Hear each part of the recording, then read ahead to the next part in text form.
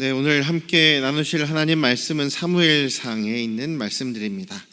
본문이 좀 여러 군데입니다만 17장 22절에서 30절까지 김혜미 집사님의 인도로 교독하도록 하겠습니다.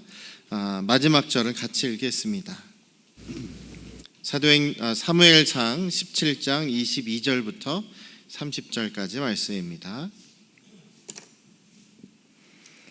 다윗이 자기의 짐을 짐 지키는 자의 손에 맡기고 군대로 달려가서 형들에게 문안하고 그들과 함께 말할 때에 마침 블레셋 사람의 싸움 도두는 가드 사람 골리앗이라 하는 자가 그 전열에서 나와서 전과 같은 말을 하매 다윗이 들으니라.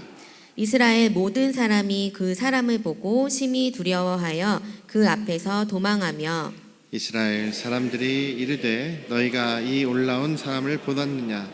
참으로 이스라엘을 모욕하러 왔다. 그를 죽이는 사람은 왕이 많은 재물로 부하게 하고 그의 딸을 그에게 주고 그 아버지의 집을 이스라엘 중에서 세금을 면제하게 하시리라. 다윗이 곁에 서 있는 사람들에게 말하여 이르되 이 블레셋 사람을 죽여 이스라엘의 치욕을 제거하는 사람에게는 어떠한 대우를 하겠느냐? 이 할례를 받지 않은 블레셋 사람이 누구이기에 살아계시는 하나님의 군대를 모욕하겠느냐? 그를 죽이는 사람에게는 이러이러하게 하시리라 하니라. 큰형 엘리압이 다윗이 사람들에게 하는 말을 들은지라 그가 다윗에게 노를 바라여 이르되 네가 어찌하여 이리로 내게 왔느냐? 들에 있는 양들을 누구에게 맡겼느냐? 나는 내 교만과 내 마음의 완악함을 아노니 내가 전쟁을 구경하러 왔도다. 다윗이 이르되 내가 무엇을 하였나이까? 어찌 하고 돌아서서 다른 사람을 향하여 전과 같이 말하매 백성이 전과 같이 대답하니라. 아멘. 자, 오늘도 이 시간 우리 주님의 크신 은혜와 그 크신 사랑이 또 여러분과 여러분 가정에 충만하시기를 주님의 이름으로 축원합니다. 여러분들은 어렸을 때 뭐 부모님들이나 여러분들 가족들에게 어떤 말을 들으면서 자라나셨습니까? 주로 항상 좋은 말, 칭찬의 말, 뭐 긍정적인 말, 격려하는 말, 이런 말을 들으면서 자라나셨습니까? 아니면은 너는 왜 그것도 못해? 너는 왜 그렇게 못하냐? 안 하냐? 너 그거밖에 안 되냐? 막 이런 식으로 좀 부정적인 말, 또 이렇게 좀 이렇게 눌리는 말, 그런 말들을 들으면서 자라나셨습니까? 그 학자들도 이렇게 연구를 해보면 당연히 이게 분명하게 드러나는 것이 어려서부터 가족들의 그런 칭찬이나 또 기대나 그런 격려나 이런 긍정적인 분위기에서 자라나는 것하고 또 그렇지 못한 경험을 하면서 자라나는 사람들 사이에는 커다란 차이가 있다는 거예요. 되게 이렇게 칭찬이나 격려나 그런 기대 속에서 자란 사람들은 자기 자신에 대해서 긍정적으로 생각을 하겠죠. 나는 괜찮은 사람이다. 나는 할 수 있다. 뭐 이런 자신감이나 밝은 성격이나 다른 사람들하고도 이렇게 문제없이 무난하게 잘 관계를 맺으면서 살아간다거나 자기 스스로에 대한 자기 존중하는 마음이 또 높고 어려움을 당했을 때도 잘 포기하지 않고 쉽게 포기하지 않고 끝까지 노력하는 그런 면들이 있다고 해요. 전체 완전히 다 100% 그런 것은 아니겠지만 대부분 눈에 두드러지게 그런 모습이라고 합니다. 반대로 또 어려서부터 부모님이나 아니면 주변 사람들에게 계속 그 부정적인 이야기를 들으면서 자란 사람들이 있겠죠. 기대를 받지도 못하고 격려를 받지도 못하고 억눌려 자란 사람들, 그런 사람들은 스스로를 생각할 때 어떤 마음이 들겠습니까? 나는 보잘것없는 사람이다. 나는 이것도 못하는 사람이다. 나는 아무리 해도 안 되는 사람이다. 이런 부정적인 생각을 갖게 되는 경우가 많겠죠. 잘 포기하기도 하고 주변 사람들을 잘 믿지도 못하고 그런 분들이 어떤 경우는 또 이제 하나님에 대한 생각을 제대로 못 갖는 경우가 있습니다. 하나님에 대해서도 지금 왜곡된 그런 생각을 갖고 있는 경우가 많다고 해요.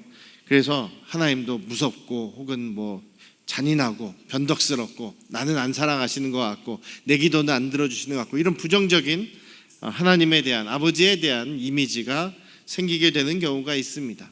그래서 그런 것들을 우리가 조심해야겠죠. 여러분들의 자녀들 또 손주들에게도 절대로 그 부정적인 너는 왜 그것도 못해, 너는 왜 안 해, 뭐 이런 부정적인 이야기보다는 이런 거 한번 해봐라, 잘하는구나, 뭐 이렇게 긍정적인 목소리, 긍정적인 그런 말씀으로 양육하시면 좋겠습니다. 옆에 계신 분들에게 이야기해 볼까요? 또 한번 옆에 계신 분 바라보면서 긍정의 말을 합시다. 긍정적인 말을 하십시다. 긍정적인 말을 하십시다. 부정적인 이야기 말고 긍정적인 얘기 하십시다. 네, 그런 것들이 특히 자녀들이나 손주들에게는 긍정적인 이야기들이, 물론 뭔가 이게 문제가 있는데도, 문제로 가는데도 무조건 잘한다 하면 안 되겠죠. 네, 하나님의 말씀에 비추어 봐서 분명하게 기준은 세워 주셔야 되지만 할 수만 있다면 우리가 긍정적인 말을 해야 된다라는 것을 잊지 않으시기를 원합니다. 그런데 오늘 이제 나누실 이제 다윗 같은 경우는 약간 예외적인 사람이에요. 가정에서는 자라날 때 부정적인 분위기에서 별로 기대받지 못하고 긍정적이지 못한 이야기들을 들으면서 자란 다윗이지만 그렇게 끝나지 않은 어떻게 보면 이것을 극복해낸 그런 예외적인 사람이 다윗이 아닐까. 물론 다윗도 연약한 부분들이 굉장히 많았어요. 그런 것들을 학자들은 이 어린 시절에 가정에서 부정적으로 자란 그 경험 때문에 나중에 좀 다윗도 약간 좀 연약한 모습, 문제적인 모습이 나오기도 하는데, 그것을 완전히 극복하지는 못했지만 그럼에도 불구하고 왕으로서 또 긍정적인 평가를 받으며 살게 되었던 모습 속에는 이제 예외적인 모습이 다윗에게 있다라는 것을 이야기합니다. 그래서 오늘 그런 모습을 잠깐 나눠보려고 합니다. 자, 어린 시절 다윗은요, 가족들로부터 별로 기대를 받지 못하면서 자랐던 것 같습니다. 여러분들 요셉의 경우를 지난번에도 얘기 드렸지 않습니까?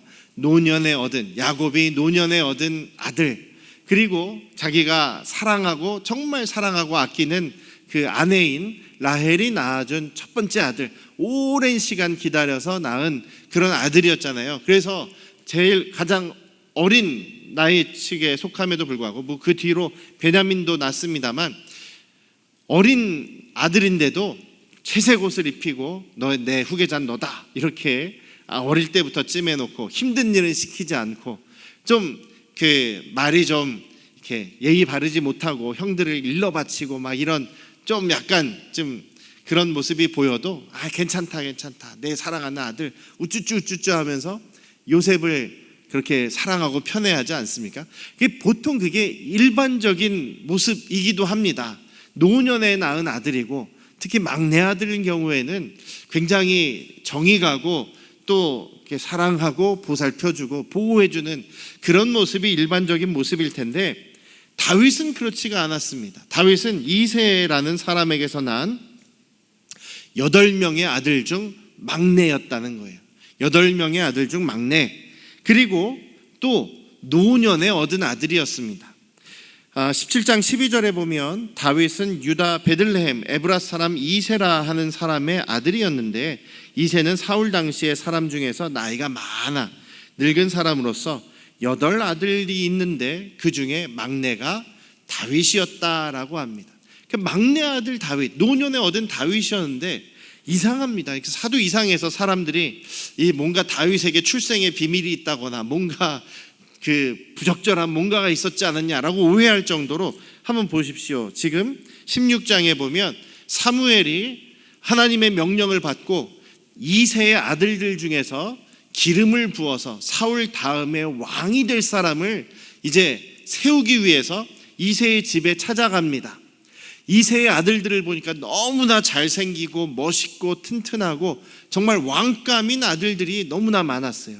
그런데 하나님께서는 그 잘생기고 멋있는 아들이 아니라 내가 준비한 아들이 있다, 내가 본 사람은 다르다, 내가 중심을 보고 판단한 사람은 다르다라고 얘기를 하십니다. 그러면서 7 아들을 다 보고 난 다음에 사무엘이 이새에게 물어보죠. 이 아들이 이게 답니까? 더 있지 않습니까? 그랬더니 그 아버지 이새가 하는 얘기가 16장 11절에 이렇게 나와 있습니다. 이새가 말하기를 아직 막내가 하나가 있습니다. 막내가 하나 남기는 했는데 그는 지금 양을 지키고 있습니다 라고 얘기를 하죠.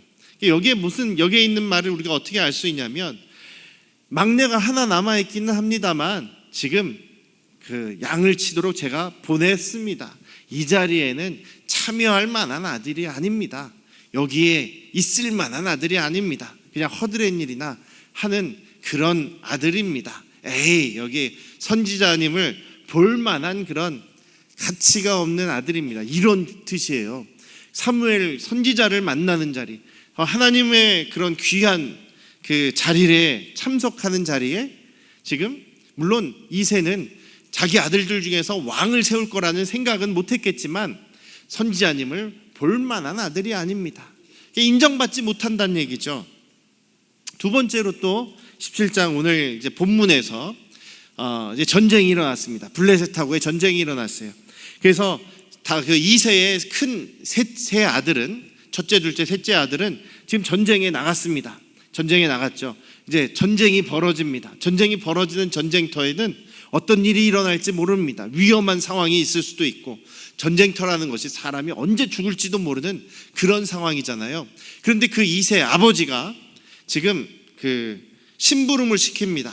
자, 형들에게 가서 이 곡식들, 음식들을 도시락 같은 거를 전달해 줘라 라고 이렇게 이야기를 하죠.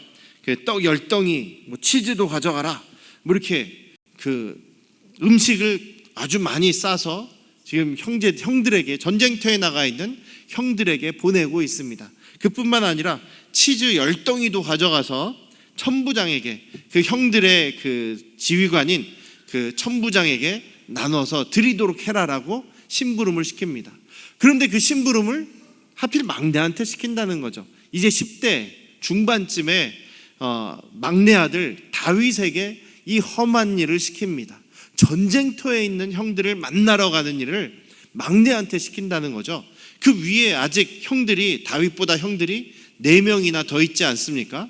4명의 형들에게 시키는 게 아니라 막내한테 시키는 거죠. 이렇게 막내한테 위험한 자리에 보낸다는 것은 혹시라도 죽어도 된다라는 그런 의미입니다. 혹시라도 저 아들 전쟁터에서 일이 생겨도 괜찮다라는 생각을, 은연중에 그런 마음을 갖고 있다는 것이죠. 중요하지 않은 그런 아들이라는 취급을 받고 있습니다. 이 일이 사무엘 선지자에 의해서 기름 부음을 받은 다음임에도 불구하고 보내는 거죠. 그러면서 뭐라고 얘기하냐면 18절을 한번 보십시오. 17장 18절에 자, 이 치즈 10덩이를 가져다가 형들의 천부장에게 주고 내 형들의 안부를 살피고 뭘 받아오라 그럽니까? 증표를 받아와라. 물건 사고 꼭 영수증 받아와라. 영수증 첨부해라. 이런 느낌이죠. 증표를 받아와라. 이게 믿지 못한다는 얘기입니다.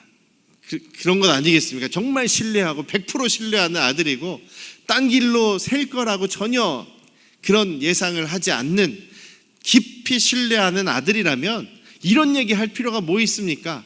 영수증 받아와라. 형들에게 증표를 받아. 내가 분명하게 전달했습니다라고 하는 증표를 받아오라는 얘기 할 필요가 뭐 있겠어요? 이 아버지도 이 아들 다윗을 신뢰하지 못하는 상황입니다. 기분이 좀 나쁠 것 같아요. 저보러 심부름 시켜놓고 정말 죽음의 그 위험한 장소에 보내면서 증표까지 받아오라고 하면 굉장히 속이 상할 것 같은 그런 다윗이 아니었을까, 그런 생각을 해봅니다. 그래서 이 다윗이 어릴 때부터 아버지에게 별로 인정받지 못하고 나중에 이제 형제들도 다윗에 대해서 그렇게 좋은 평가를 하지 않습니다. 그러다 보니까 다윗은 굉장히 자신이 외롭다는 생각도 했을 것이고 이 가정에서 자기가 좀 소외된 그런 마음도 가졌을 것입니다. 그래서 이 목자 일을 한다는 것이 가끔 말씀드리지만 목자 일이 이렇게 쉬운 일이 아니었어요. 옛날 이 고대 사회에서 목자 일이라는 것이 그냥 편안하게 햇빛 좋은 그런 들판에 그냥 편히 누워가지고 뭐 기타나 치고 노래나 부르면 양들이 그냥 자기들끼리 알아서 질서 있게 뭐 풀을 뜯어먹고 나중에 목자가 와라 그러면은 쫙 다 모여서 이렇게 그냥 집으로 돌아오는 이런 평화적인 상황이 아닙니다.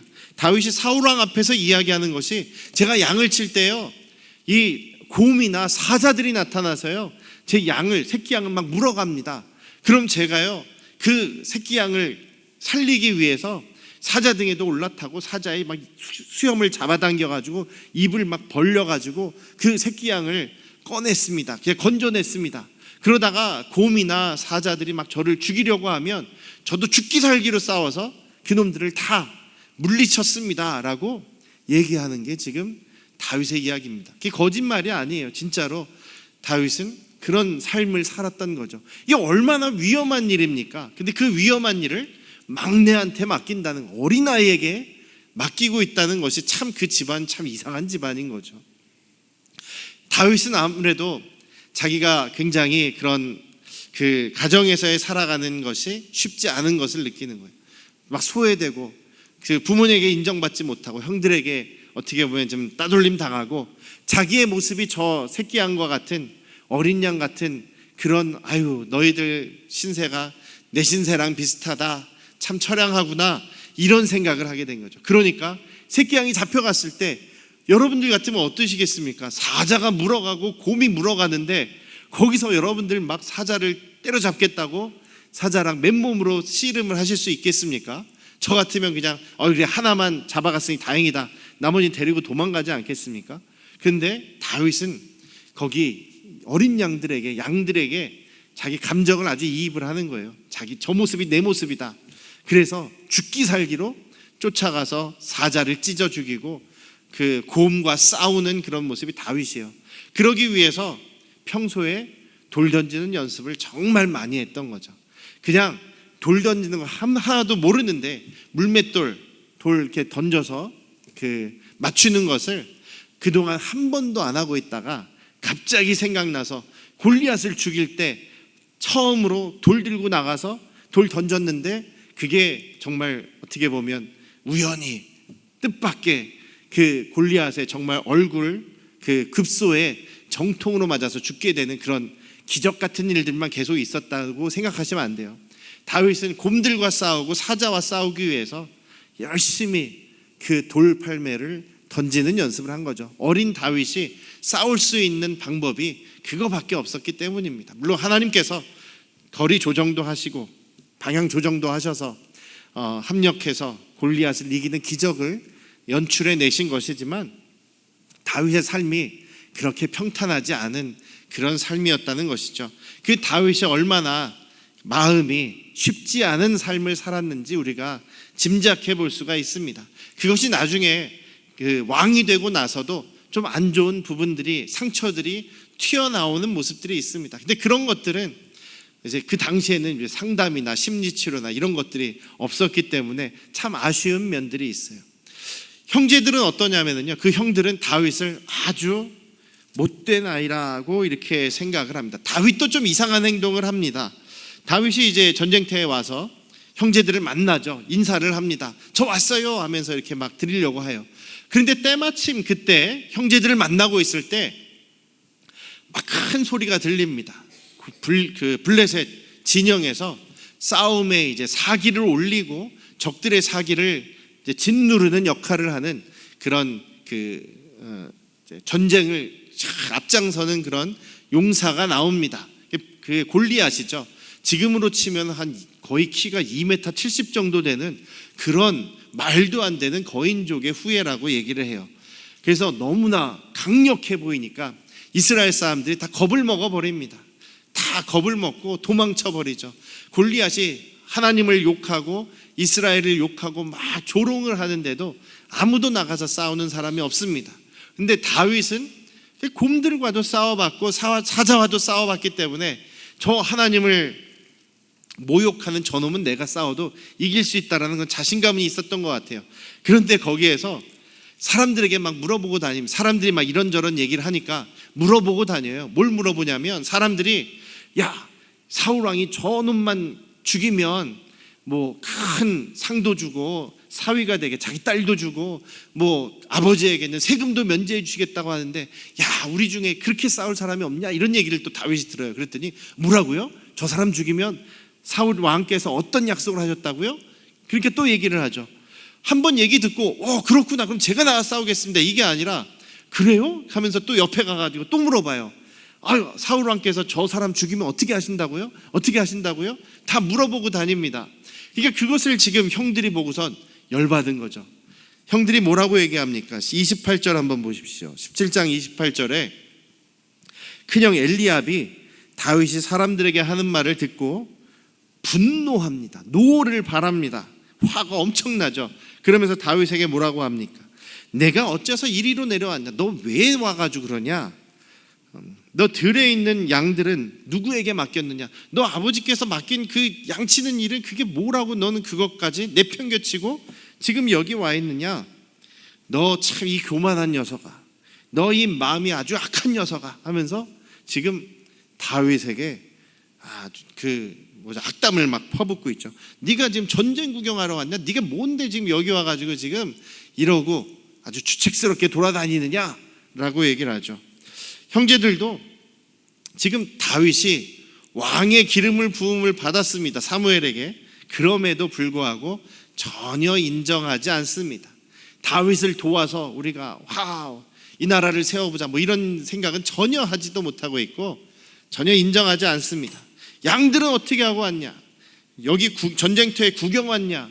내 교만과 내 마음의 이 악한 것을 우리가 다 알고 있다.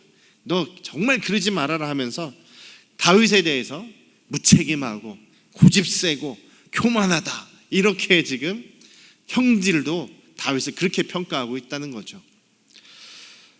그런 다윗이었습니다. 그런데 다윗이 스스로 나는 왜 이 가정에서 참 사랑받지 못할까, 뭐 이런 상처들 속에서도 자라났을지 모르겠습니다. 그런데 그럼에도 불구하고 다윗이 너무나 잘했던 것이 한 가지가 있습니다. 그것이 무엇이냐면, 그렇기 때문에 우리 가정에서는 내가 인정을 못 받지만 그럼에도 나에게는 하나님이 계시다라는 생각을 하며 살았다는 겁니다. 나에게는 하나님이 계십니다. 하나님께서 나를 지켜주셨습니다. 사울왕에 가서 그렇게 얘기를 하죠. 37절에 그렇게 얘기를 합니다. 하나님께서요, 저를 그 사자의 발톱과 곰의 발톱에서 저를 건져주셨습니다. 지금까지 제가 사자와 싸우고 곰과 싸울 수 있었던 거는요, 제가 돌팔매를 잘해서가 아니라 하나님께서 저를 살려주셨고 건져주셨고 보호해주셨고 구원해주셨기 때문입니다. 하나님이 저와 함께 하셨기 때문입니다 라고 지금 사울왕에게 고백하고 있다는 겁니다. 그래서 지금 다윗은요, 정말 정신적으로 마음이 안 좋은 그런, 물론 매일 그렇지는 않았겠습니다만 그런 상처 속에서 자라기는 했습니다만, 그럼에도 불구하고 하나님이 나와 함께 계시며 나를 건져주시는 분이십니다 라는 확실한 믿음이 있었다는 것입니다. 그래서 다윗이 시편 23편으로 고백하지 않습니까? 하나님은 나의 목자이십니다. 사망의 음침한 골짜기에 있어도 제가 두려워할 필요가 없는 것은 주께서 나와 함께하고 계시기 때문입니다. 제가 저 양처럼 그렇게 버림받고 내팽겨쳐 있는 것 같이 보이지만 하나님은 나를 버리지 않으십니다. 하나님은 나와 함께 하십니다. 하나님은 나를 구원하십니다. 이 다윗의 삶의 고백이 여러분들의 고백이 되시기를 주님의 이름으로 축원합니다. 다윗과 함께 하신 하나님께서는 지금도 여러분과 함께 하고 계십니다. 왜냐하면 너무나 좋으신 아버지시기 때문입니다. 하늘 아버지 우리 하나님께서는 지금도 저와 여러분과 함께 하시며 위로하시고 격려하시고 사랑으로 보살펴 주십니다. 믿으십니까? 그 하나님을 우리가 어떤 상황에서도 잊지 않고 붙잡으시기를 주님의 이름으로 축원합니다. 그렇게 하나님을 사랑하고 하나님을 의지하는 다윗이기에 하나님을 모욕하는 저 블레셋 거인에 대해서 전혀 주눅들지 않고 제가 나가 싸우겠습니다라고 강하게 용감하게 나갈 수가 있었던 것이죠. 그 다윗에 대해서 하나님은 뭐라고 평가하십니까? 내가 저 다윗의 중심을 봤는데 정말 나에게 합한 사람이다. 내가 정말 내 마음에 맞는 사람이다라고 평가하시지 않으십니까? 사도행전 13장에서 그렇게 얘기하십니다. 하나님, 내가 다윗을 보았더니 정말 내 마음에 합한 자다라고 하나님께서 말씀하십니다. 그래서 다윗은 정말 하나님을 사랑하고 하나님의 은혜를 아는 그런 모습이었고, 또 하나님의 영광을 위해서라면 자신이 이길 수 있습니다. 저 골리앗도 이길 수 있습니다. 무엇이든 할 수 있습니다라고 하는 그 마음을 하나님께서는 높게 보아주시는 거죠. 내 마음에 맞는 사람이라고 평가해 주십니다. 또 열왕기상에서는요 그렇게 평가합니다. 우리아의 일 외에는 평생에 하나님 보시기에 정직하게 행하고 하나님께서 말씀하신 그 말씀 명령들에 잘 순종한 사람이 다윗이었다라고 말씀하십니다. 왜냐하면 하나님을 사랑했기 때문이죠. 하나님을 의지하고 하나님이 자신을 구원하시고 함께 하시는 분임을 굳게 믿었기 때문입니다. 우리가 우리 아버지 하나님을 그렇게 믿어 가시면서 주님께 영광 돌리고 주님을 더 사랑하며 살아가심으로 주님의 인정을 받는 그런 저와 여러분들 되시기를 주님의 이름으로 축원합니다. 기도하시겠습니다. 아버지 하나님, 때때로 우리는 세상으로부터 혹은 가까운 가족으로부터도 제대로 된 평가를 또 긍정적이지 못한 분위기에서 자랐을 수 있습니다. 그러나 그런 세상의 어떤 모습들보다도 우리에게 가장 중요한 것은 변함없이 한결같이 우리와 함께 하시고 우리를 건져주시며 우리를 붙잡아 주시는 너무나 완벽하신 아버지 하나님이 계시다는 사실입니다. 우리 아버지를 붙잡고 믿음으로 살아가기를 원합니다. 우리와 함께 하시는 사랑의 하나님을 더 의지하며 살아가기를 원합니다. 성령께서 우리와 함께 하시오니 우리 한 사람 한 사람 우리 안양 성도교회 가족들을 붙잡아 주시고 그 마음을 강하게 하여 주시고 이 세상에서 함께 하심으로 이 세상의 모든 어려움들을 이겨나가며 주님의 은혜를 경험하며 살아가는 우리 안양 성도교회 가족들 되도록 인도하여 주시옵소서. 감사드리며 예수님의 이름으로 기도드렸사옵나이다. 아멘.